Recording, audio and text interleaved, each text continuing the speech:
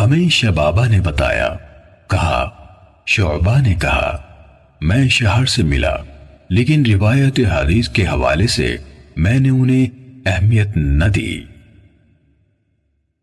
صحیح مسلم حدیث نمبر 37۔ عبداللہ بن مبارک نے کہا، میں نے سفیان ثوری سے عرض کیا، بلا شبہ عباد بن کثیر ایسا ہے جس کا حال آپ کو معلوم ہے، جب وہ حدیث بیان کرتا ہے تو بڑی بات کرتا ہے۔ کیا آپ کی رائے ہے کہ میں لوگوں سے کہہ دیا کروں کہ اس سے حدیث نہ لو؟ سفیان کہنے لگے، کیوں نہیں؟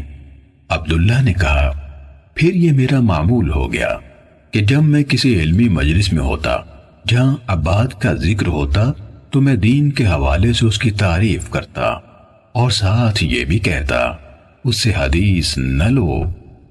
ہم سے محمد نے بیان کیا، کہا ہم سے عبداللہ بن عثمان نے بیان کیا، کہا میرے والد نے کہا۔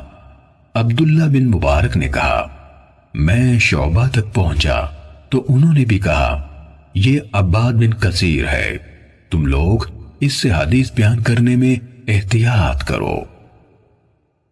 صحیح مسلم حدیث نمبر 38۔